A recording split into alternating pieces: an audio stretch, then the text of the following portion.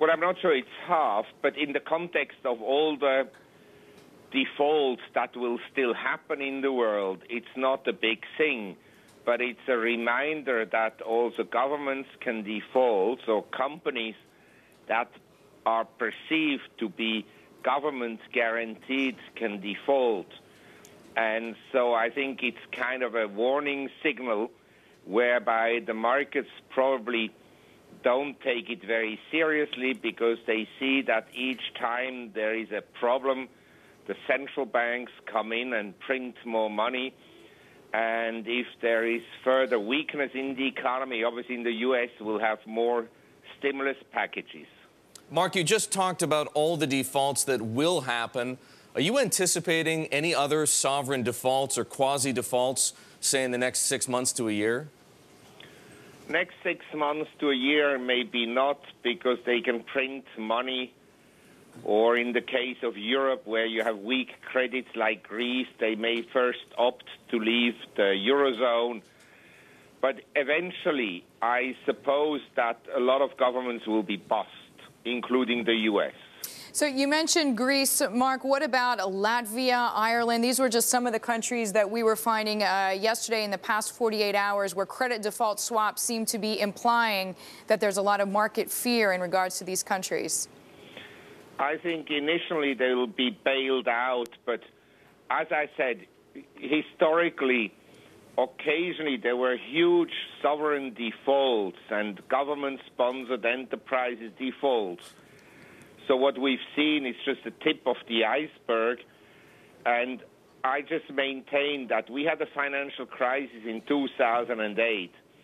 We then had stimulus packages and quantitative easing, but nothing has been resolved. It's just being postponed. And the ultimate crisis will not just bankrupt the banking system and the financial sector, as has happened in 2008, but it will bankrupt governments.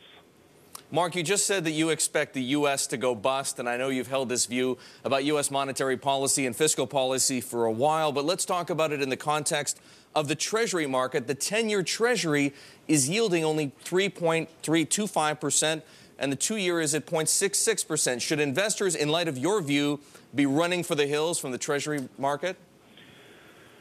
Well, I'm not sure they'll have to do it today, but I think the upside potential for U.S. government bonds after a 20 years bull market, which began in '81 when yields were still at 15.84%, is extremely limited. And I think government bonds in the U.S. are a poor investment for two reasons. A, the U.S. dollar is structurally a weak currency, so the 3.32% you're earning is likely to be lost over time in currency depreciation. And secondly, if the deflationists are right and we have deflation, much more money will be printed and there will be more stimulus packages. More stimulus packages means the government debt goes up. The government debt goes up. The credit worthiness of the U.S. government goes down, and so eventually U.S. government bonds will have a much higher yield than, say, corporate bonds. Well, you've long held, Mark, as Eric said, that the U.S. is really not the place to put the money. Where is the best place? I mean, we just had that strong Chinese PMI. Does that increase the argument for China more than ever? Well, I'm not a great believer in Chinese economic statistics. I mean, they've learned one thing from the U.S. is how to massage and doctor economic statistics.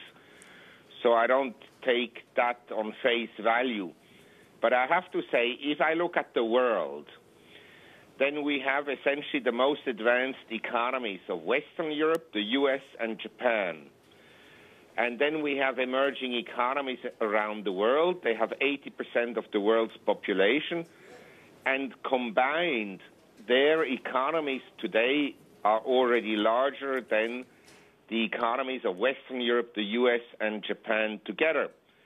So my view would be that an investor should have at least 50% of his money in emerging economies in the long run. I'm not saying he has to do it tomorrow morning.